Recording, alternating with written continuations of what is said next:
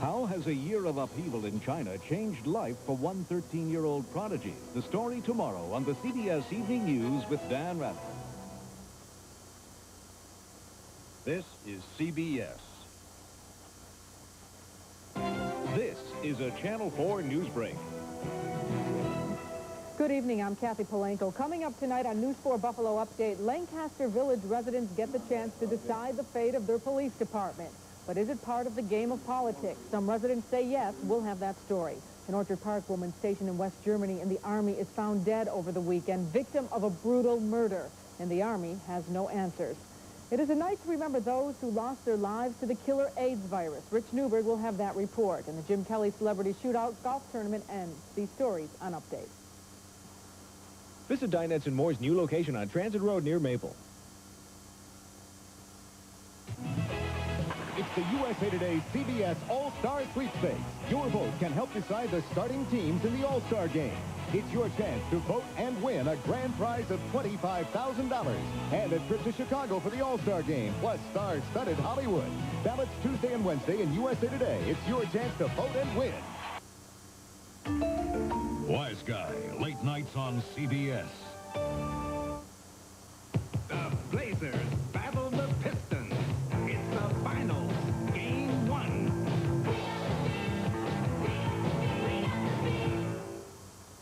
Get ready for high adventure. I don't start trouble. I finish it. High excitement. High tension. Kill you. Robert Conrad. Dad, call it off! They're worth it! Stars with his real-life sons as High Mountain Rangers. Friday. Next week on the CBC Family Hour.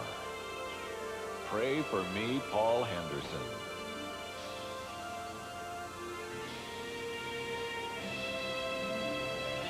It was 1972, and victory was in the air. For a group of high school misfits, Any of you characters been on television? anything seemed possible. The time was right for taking a chance. Like, have you ever looked at a girl and known you were predestined to meet her? To dare it all. A comedy for everyone who believes in heroes. This is the universe unfolding. Pray for me, Paul Henderson.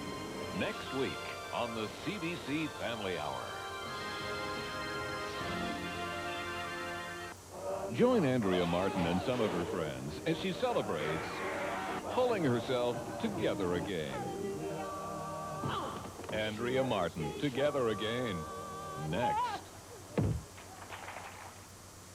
Wednesday. What is this phenomenon called Van Gogh? Who was he? Adrian Clarkson takes a close look at this passionate and very concentrated life that knew exactly where it was going.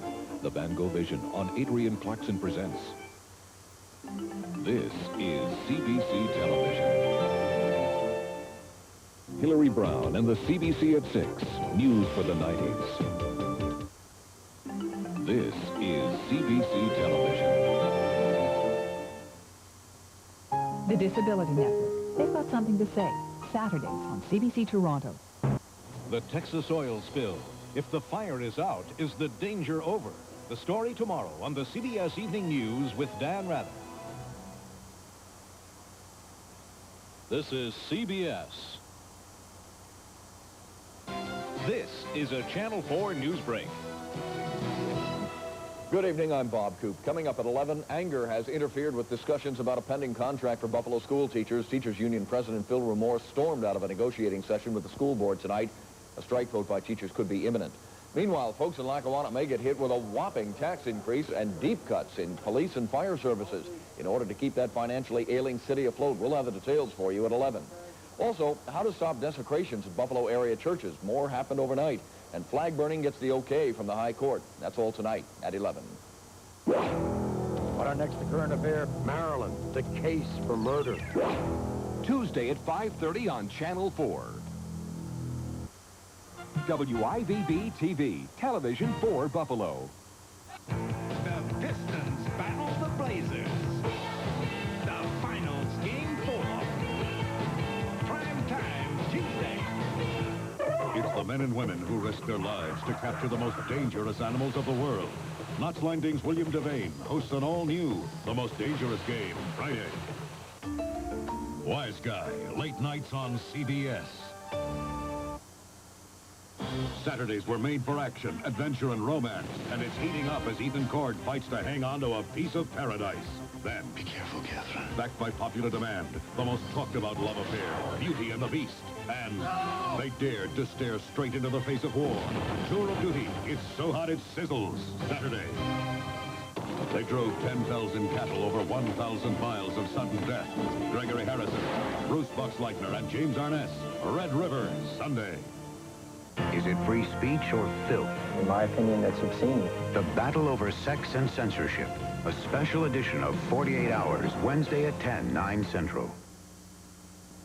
This is CBS. This is a Channel 4 news break.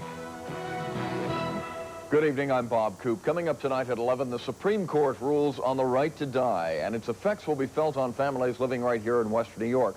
News 4's Rich Newberg will have a report on what the ruling means for some families in medical crisis here. A buyer comes calling on Kittinger Furniture, and he's armed with cash. He promises to recover 250 local jobs.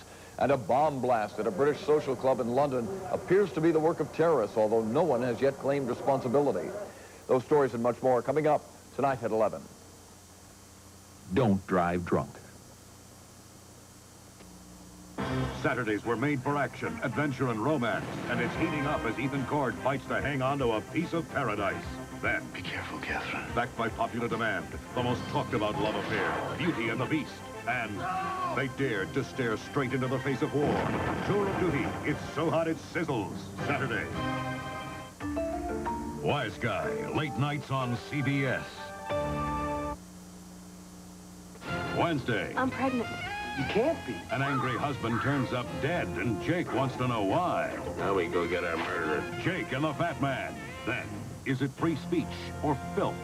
In my opinion, it's obscene. The battle over sex and censorship.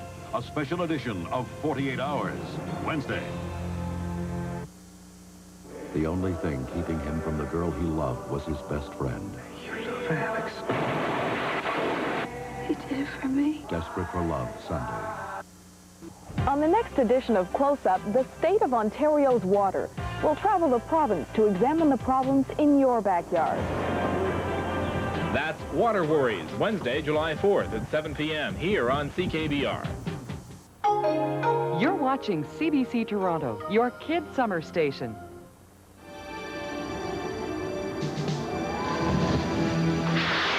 You only go into the competition looking for gold.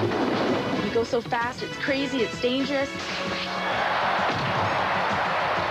No other event captures the world's attention on a regular basis like the Olympics.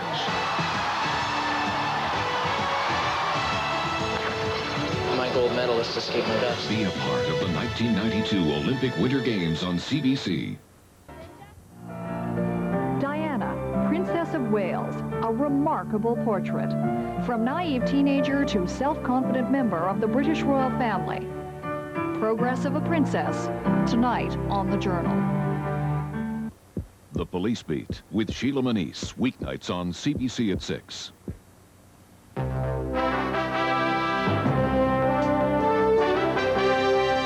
Monday, August 5th. Tonight on The National, stories of a miracle rescue and a less than heroic crew, searching for treasure that may not exist. And on The Journal, Princess Diana, from wedding vows to marriage rows, the real life of a fairy tale princess. The National with Knowlton Nash. Good evening. It could have been a major disaster at sea, but tonight it's being called a miracle. Officials in South Africa now say all passengers and crew from the Greek cruise ship Oceanus are safe. The ship sank yesterday off the coast of South Africa, about 130 kilometers from East London. More than 570 people were on board. In the confusion yesterday, 20 people were unaccounted for, but they turned up today, along with some dramatic pictures of what it looked like on the Oceanus. With the wind roaring across the deck, passengers huddled by the railings waiting to be picked up by rescue helicopters. The listing ship made it almost impossible to cross the deck. The last passenger was plucked off the ship just 90 minutes before it sank. Today, there were more accusations that the captain and the crew simply abandoned the passengers. We still had 170 people on the ship without any lifeboats, facing an enormous problem. And the only officer left on the ship was the captain, who actually got off on the first helicopter that came. And they stole the blankets from the elderly. And the captain was the third one off on the helicopter this morning. The passengers were the last. The captain of the Oceanus insists that he did nothing wrong. When I order abandon the ship, doesn't matter what time I live. Abandon is for everybody. If some people like to stay, they can stay. The passengers were shaken up, but none was badly hurt. Both the cause of the sinking and the conduct of the crew are now being investigated. Foreign ministers from the European community will meet tomorrow in The Hague to discuss the worsening situation in Yugoslavia. Over the weekend, the latest EC peace mission fell apart. Some of the foreign ministers now want an armed peacekeeping force to be sent in. Hundreds of people have been killed in the fighting since Croatia and Slovenia declared independence in June. The worst violence has been between Serbs and Croats in Croatia. Today, Serbians who control parts of the republic accepted a ceasefire, but the threat of renewed fighting is very real. The BBC's Martin Bell reports from one town badly split by the ethnic violence. The River Una separates the Croats of Croatia on the right bank from the Serbs of Bosnia on the left, but it's not as simple as that. The town of Kostanica, which spans the river, used to hold both communities. Now the streets on the Croatian side are deserted, and on the Bosnian side this morning, we found 3,000 refugees, desperate for their future, running short of food, and demanding that Serbian special forces liberate them. The blood feuds are ancient. This man's a Serbian whose father was killed by Croatians at the time of the Nazi puppet government in 1943. Now he's complaining of atrocities across the river, Serbian homes that have been looted and wrecked and burned. But they can only get across the river 10 miles out of town to a Serbian enclave guarded by their irregular forces, the Chetniks. Even here, 2 women were murdered in their home last night, the body of one of them taken in a wheelbarrow and dumped in the river, where her son found it this morning. The daily death toll is that grim on both sides. No wonder that in Kostanica itself, the Serbian refugees stay huddled together for security and out of the line of fire. They told us that if we crossed into Croatia by the main bridge, we would be hijacked or worse. But the foreign press are the nearest there is in this part of Yugoslavia to European observers. We knew that under the national flag we would be safe, and carefully skirting the minefields, of course we were. So much so that 3 Serbian civilians were encouraged to follow us. The Croats assure them they can pass. Their homes are not looted or burned. They have nothing to fear. This woman, who had left her children across the river, was coming over during a lull in the fighting which both sides expect to resume. The Croats with bow and arrow if need be.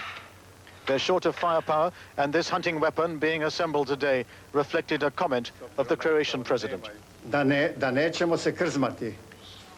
We won't hesitate, said Dr. Franjo Tudjman, to call up the entire nation to fight even with their bare hands if the aggression against Croatia continues.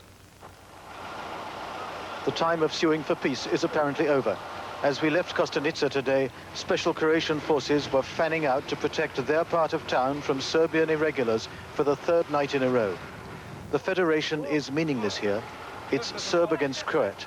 Each side expects the worst of the other, and by and large is getting it. Martin Bell, BBC News, Kostanica, Croatia.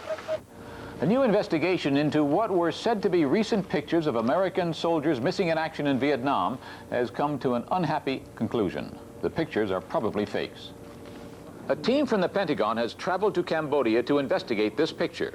It allegedly shows 3 aging American soldiers missing in action since the end of the Vietnam War. The investigators believe it's a fake. That's because it came from the same Cambodian source